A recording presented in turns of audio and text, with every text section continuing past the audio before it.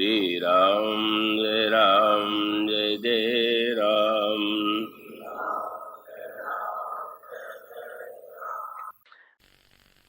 समस्त संसार के सभी जीवों की एक सबसे बड़ी समस्या है दुख की समस्या। सभी यह चाहते हैं कि हमारे जीवन में दुख न आवे,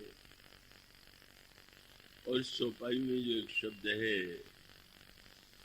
तो दुख का एक छोटा सा भाग भी उन्हें पीड़ा पहुंचाता है, और व्यक्ति ये चाहता है कि ऐसा दुख जिसमें ऐसा सुख जिसमें दुख का लेश न हो वो जीवन में प्राप्त हो, और उसे प्राप्त हम कैसे करें। तो वो आदिम काल से लेकर के अब तक चिंतकों, दार्शनिकों, महात्माओं, ऋषियों के द्वारा इस दुख की समस्या का समाधान अनेक रूपों में प्रस्तुत किया गया। उसमें एक ये जो प्रसंग चुना गया है उसकी पृष्ठभूमि से आप भली भांति परिचित होंगे। उमाशंकर जी संभवतः कुछ चर्चा सी कर रहे थे, उसे विस्तार से बताने की आवश्यकता नहीं है, लेकिन उसका प्रारंभ यूं होता है कि जुंड जी जब अपनी जीवन गाथा आत्मकथा पक्षराज गरुड़ को सुनाते हैं तो उसको सुनने के बाद पक्षराज ने भक्तराज भुसुंड जी से यह प्रश्न किया कि सारे शास्त्रों का यह कथन है कि ज्ञान ही सर्वश्रेष्ठ वस्तु है, और सभी ग्रंथों में भी यही कहा गया है। मुनि लोमश ने उसी ज्ञान की व्याख्या और ज्ञान का उपदेश आपको दिया, पर आपने भक्ति पक्ष का आग्रह करते हुए ज्ञान को स्वीकार कर दिया। तो हम जानना चाहते हैं कि दोनों में भेद क्या है, और इसी प्रश्न के उत्तर में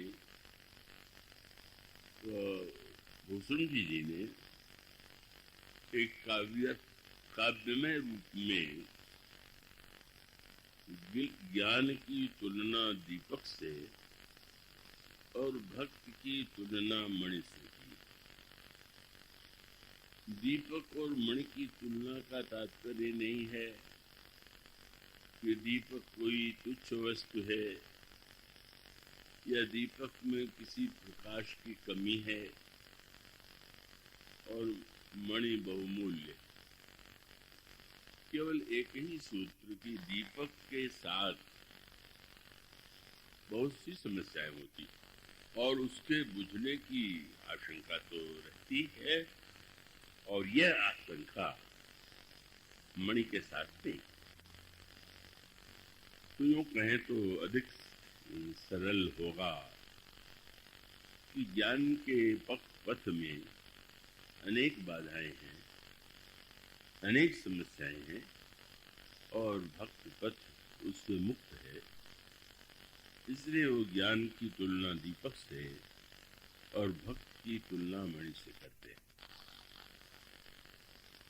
प्रारंभ में थोड़ा भूमिका के रूप में कुछ बातें आपके सामने मैं रख दूं।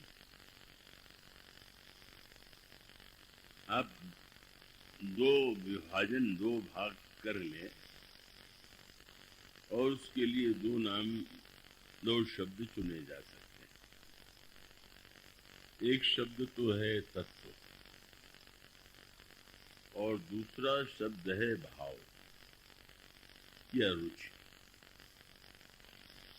तत्व का अभिप्राय ये है कि जो वस्तुएं हमारे सामने हैं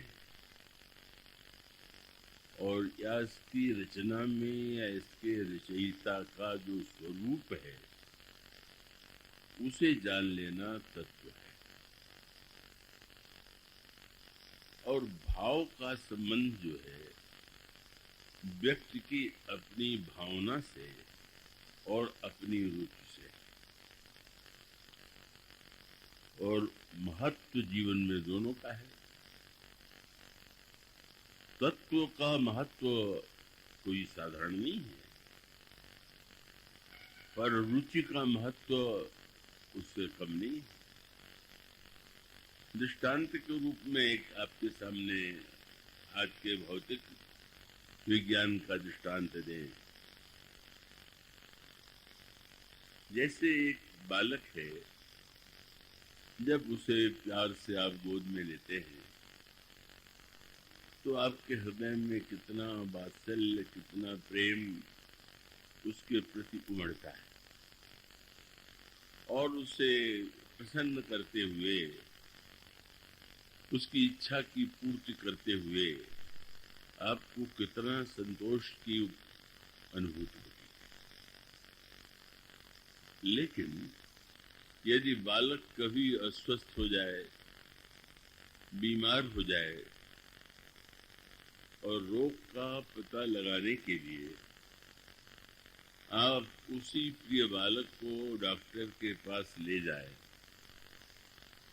और डॉक्टर यह कहे कि इसके रोग का सही ज्ञान पाने के लिए एक्सरे की आवश्यकता है, और उस एक यंत्र के सामने आपका बालक खड़ा कर दिया जाता है, सुला दिया जाता है, और उसके द्वारा उसके शरीर के अंतरंग रूप का परिचय सामने आ जाता है। और वो चित्र यूं कहें तो वास्तविक रूप क्या है, उस एक्सरे यंत्र के द्वारा जो दिखाई देता है वही भीतर का अंतरंग सत्य है। शरीर की रचना का वास्तविक रूप वही।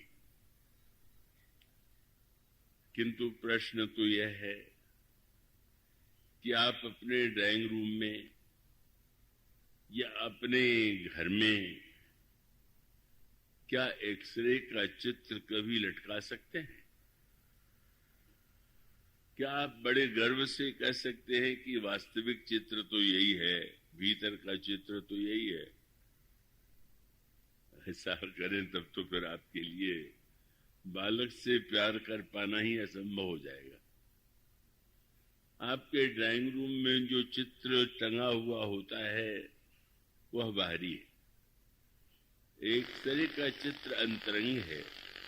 पर रोग का ज्ञान पाने के लिए जहाँ उस अंतरंग यंत्र के द्वारा जो चित्र लिया गया है उसका महत्व है, वही स्नेह, वात्सल्य और प्रेम की परितृप्ति के लिए जिस रूप में उसे हम देखते हैं और उसके प्रति जो हमारा वात्सल्य है, स्नेह है, उसका कोई संबंध यंत्र के यथार्थ से नहीं होता।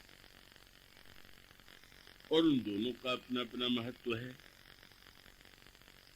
अथवा आप चंद्रमा को देख लीजिए, सारे पुराणों में, सारे साहित्य में चंद्रमा को कितना महत्व दिया गया।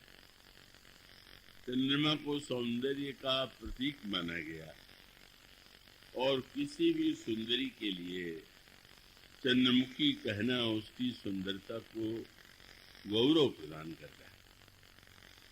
किंतु आप यह जानते हैं, कुछ वर्ष पहले जो लोग चंद्रलोक, जिसे चंद्रमा कहें, वहां पहुंचे और उनके द्वारा जो चित्र सामने आया, वह चित्र तो उसमें कहीं सुंदरता नहीं। चंद्रमा की सारी भूमि बड़ी उबड़ खाबड़ है, और इस दृष्टि से देखें तो वो चंद्रमा का जो रूप आंखों के सामने और विज्ञान के द्वारा देखा गया वह एक सत्य है। लेकिन जब आप शरद पूर्णिमा अभी आई होगी और उसमें आप आकाश में चंद्रमा को देखते हैं, या आज भी जब आकाश में आप चंद्रमा को देखते हैं तो क्या विज्ञान का उबड़ खाबड़ चित्र जो है आपके सौंदर्य भावना को तृप्त कर सकता है क्या? चंद्रमा आज भी उतना सुंदर दिखाई देता है, इतना शीतल, इतना अच्छा लगता है। चांदनी रात कितनी प्रिय होती है। और इसका अर्थ यह है कि दोनों का अपना महत्व है। ठीक इसी तरह से जिसे हम तत्व कहते हैं वही ज्ञान है, और जिसे हम भाव कहते हैं वही भक्ति का सर्वस्व है। और इन दोनों का महत्व जीवन में निश्चित रूप से समान है। इसमें कोई संदेह नहीं कि व्यक्ति अगर एक और बुद्धि के केंद्र में स्थित होकर के विचार करेगा तो उसका ध्यान तत्व की ओर जाएगा, और दूसरी ओर जब व्यक्ति हृदय की अनुभूतियों से जोड़ करके किसी वस्तु को देखेगा, उसे स्वीकार करेगा, तो उसका संबंध जो है उस विज्ञान से नहीं होगा जो कि उसे एक भिन्न रूप में प्रस्तुत करता है। ठीक यही बात इसको रामायण में एक दूसरे रूप में दिया गया है। मैं आशा करता हूं कि आप लोग को इतने वर्षों से सुनते रहे हैं, और वो दो शब्द बड़े महत्व के हैं। एक शब्द रामायण में प्रयुक्त किया गया, रुचि या रुचिर। रुचि और रुचिर का तात्पर्य आप भली बात जानते होंगे। जब आपको कोई वस्तु बहुत सुंदर लगे तो ऐसा शब्द उसको शब्द के अर्थ में सौंदर्य में कहेंगे बड़ा रुचिर सौंदर्य है। और कोई भोजन अगर आपको बड़ा स्वादिष्ट लगता हो तो आप ये कहेंगे कि मेरी रुचि के अनुकूल है। अब यह जो रुचि का सत्य है यही भक्ति, और दूसरी ओर जो तात्विक सत्य है उसी का यूं कह सकते हैं कि उसी को ज्ञान की संज्ञा दी गई। तो ज्ञान और भक्ति के संदर्भ में आप यह जानते हैं कि तत्व ज्ञान आपको रस की अनुभूति नहीं दे सकता।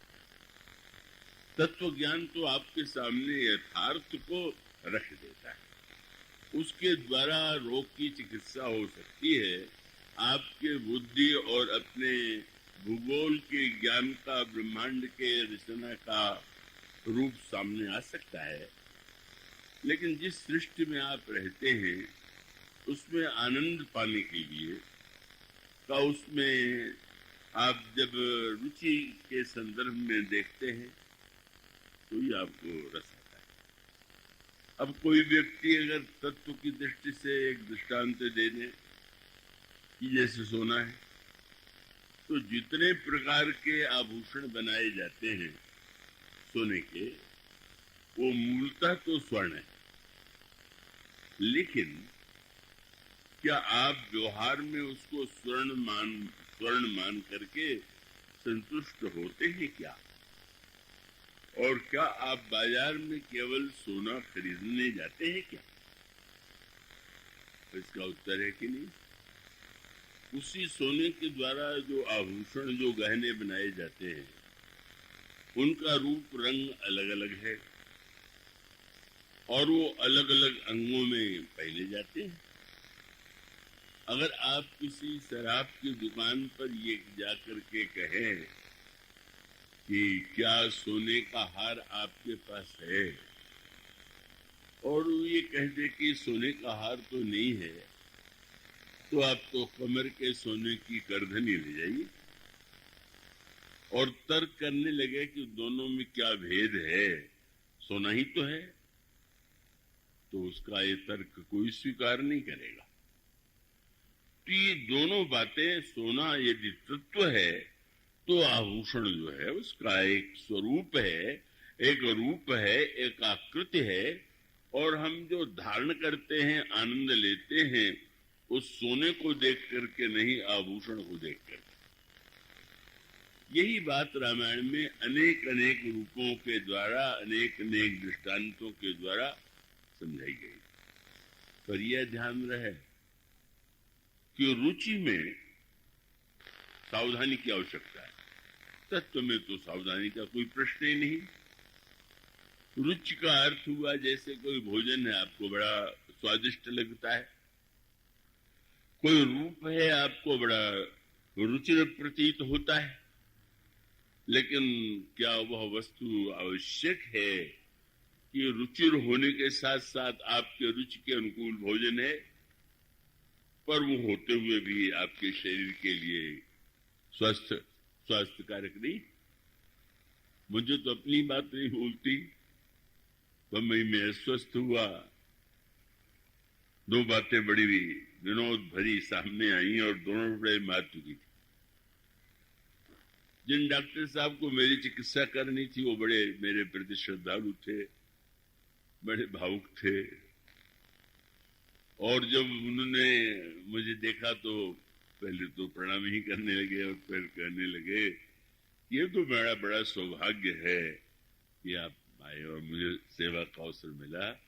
आप तो साक्षात भगवान के ही रूप। उन्होंने अपनी भावना प्रकट की, पर हमारे साथ जो एक व्यक्ति गए हुए थे, बड़े विनोदी और बुद्धिमान थे, उन्होंने कहा कि डॉक्टर साहब, भगवान तो हैं, पर आप रोगी समझ के दवा दीजिएगा, भगवान समझ के नहीं।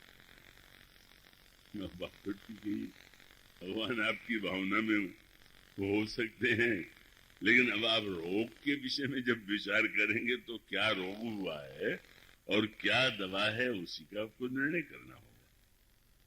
तो डॉक्टर साहब को मानना पड़ा, बात तो सही है। और उसका अंत जो हुआ वो दूसरे विनोद से हुआ, जो विनोद जो है डॉक्टर साहब ने किया। अब वो स्वाभाविक था, उन्होंने चिकित्सा की, और उसके अंतिम दिन जब उनसे प्रश्न किया गया कि क्या भोजन करना चाहिए, क्या नहीं करना चाहिए, आप इसे लिख करके दे दीजिए, तो डॉक्टर डॉक्टर महोदय जो थे पूरे डॉक्टरी मूड में थे, पर उन्होंने जो उत्तर दिया बहुत विनोद भरा था। उन्होंने कहा कि अब मैं लिख करके नहीं देता हूं, केवल इतना ही कहता हूं कि जो अच्छा लगे वो मत खाइए और जो अच्छा न लगे वही खाइए। इतनी बड़ी बात उन्होंने कह दिया।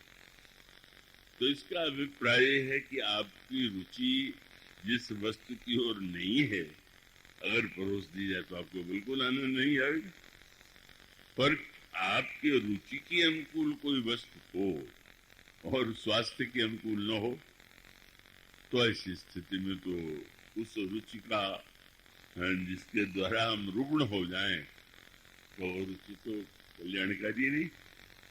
इसे रामायण में बड़ी सुंदर तुलना की गई। ये रुचि और रुचिर शब्द का प्रयोग रामायण में इतनी अधिक बार किया गया है, और वहां पे सूत्र आप देखेंगे। प्रारंभ में मनु और शत्रुपा भगवान का दर्शन करने के लिए, भगवान को पाने के लिए वन में त्याग, तपस्या और वैराग्य साधना के लिए जाते। जब मनु और शत्रुपा दोनों जा रहे हैं, तो वैसे तो पति पत्नी, वो स्वामी जी ने दोनों के लिए उपमा दी। क्या? पंथ जात सोहई मति धीरा, ज्ञान भगति जनु धरे शरीरा।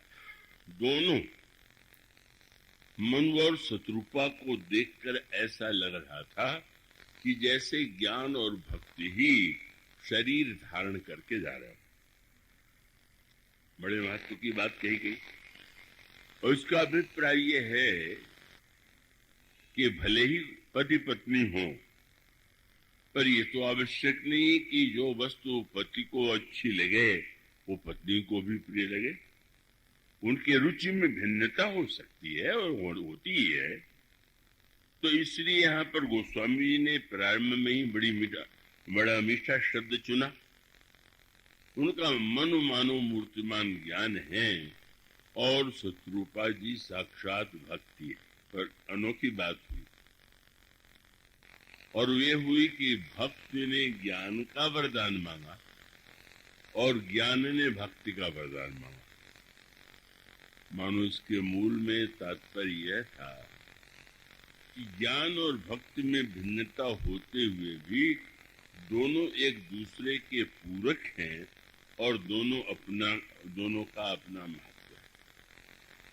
इसीलिए आप जानते हैं कि ये जो महाराज मनु की साधना है, उस साधना में श्री राम के दर्शन की साधना नहीं।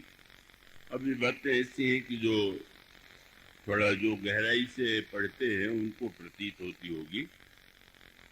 पहले वो उनसे मुनियों ने पुराण उन्हें सुनाए।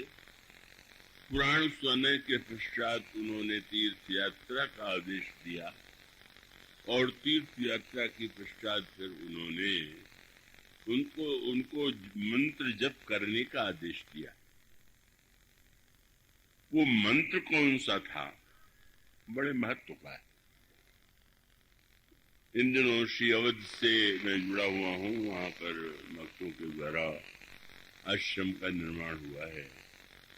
तो श्री अवध में उस मंत्र के संदर्भ को लेकर के एक बड़ा मतभेद है। और मतभेद क्या है, उसमें दोहा यह है कि वासुदेव मंत्र का जप मनु ने किया। 12 अक्षर मंत्र वर 12 मंत्र का जप उन्होंने किया। 12 अक्षर का अर्थ है जहां पर 12 अक्षर हो, तो 12 अक्षर का वो मंत्र उसमें क्या, एक तो बड़ा प्रसिद्ध है ओम नमो भगवते वासुदेवाय, ये 12 अक्षर का मंत्र है। पर वो श्री अवध के जो भावुक भक्त हैं, श्री रामानंद संप्रदाय में जो दीक्षित हैं, वे इसे नहीं मानते। वे कहते हैं 12 अक्षर माने 6 अक्षर श्री राम का राम रामायण में, और 6 अक्षर सीता जी का जनक नंदिनी का श्रीम सीताय नमः। तो वो स्वाभाविक रूप से 12 अक्षर का यह अर्थ करते हैं। उनका तात्पर्य है कि जब मनु और शत्रुपा को दर्शन भगवान राम सीता जी का हुआ तो वो वासुदेव मंत्र का जप क्यों करेंगे। तो ये भ्रम पहले तो छोड़ देना चाहिए। वासुदेव का मंत्र माने श्री कृष्ण का मंत्र नहीं। भगवान कृष्ण वसुदेव के पुत्र हैं, ऐसा मान करके वासुदेव रूप में उनके मंत्र का जप किया जाता है। पर ये 12 जिसो 12 अक्षर का मंत्र है, वो श्री कृष्ण या श्री राम उन दोनों में से एक का नहीं। तब वासुदेव मंत्र के अर्थ पर अगर आप ध्यान दें, क्योंकि मंत्र के साथ जप का अर्थ भी ज्ञात होना चाहिए। इसलिए प्रसिद्ध सूत्र है, जप क्या है, बोले जपस तदर्थ भावनम। जप का सही रूप यह है कि हम उसके अर्थ की भावना का चिंतन करें। तो ऐसी स्थिति में अगर आप वासुदेव मंत्र के अर्थ पर विचार करें तो न तो श्री कृष्ण और न तो श्री राम, वह मंत्र तो वस्तुतः वासे वासे तिष्ठति, जो सर्वत्र निवास करता है, जो सर्वव्यापक है, वही वासुदेव है। तो वासुदेव मंत्र उन्हें दिया गया और उन्होंने वासुदेव मंत्र का जप किया। ये एक प्रकार का एक संप्रदाय में आग्रह होता है, वो आग्रह में भावुकता होती है, तो उनके हृदय को तो नहीं मैं दुखा पाता हूँ, लेकिन उसको दोहे में स्पष्ट लिखा हुआ है कि ये मंत्र श्री कृष्ण या श्री राम का नहीं। क्या है? 12 अक्षर मंत्र बर जपई सहित अनुराग वासुदेव पद पंकरु दंपति मन अतिला। उसमें स्पष्ट ही वासुदेव शब्द का प्रयोग करके बात कही गई। इसका तात्पर्य क्या है मैं आपको बता दूं कि उस समय तक मनु के हृदय में, मस्तिष्क में ब्रह्म का वह निर्गुण निराकार रूप था कि जो श्री कृष्ण या श्री राम या अन्य अवतारों के रूप में नहीं। वे ज्ञान है ना, तो ज्ञान के रूप में स्वाभाविक रूप से अभी तक ये निश्चय नहीं कर पाए थे कि जिस ब्रह्म का साक्षात्कार वे करना चाहते हैं वे राम है कि श्री कृष्ण है या कोई अन्य अवतार। तो इसलिए उन्होंने मंत्र जो उनको दिया गया वह मंत्र श्री राम श्री कृष्ण या किसी भी जो अवतार के रूप है उनके लिए वो नाम दिया जा सकता है। इसका अभिप्राय है ज्ञान का उद्देश्य है खोज करना है। क्या वास्तविकता क्या है? तो ये जो उनकी साधना प्रारंभ होती है ज्ञान से ही होती है।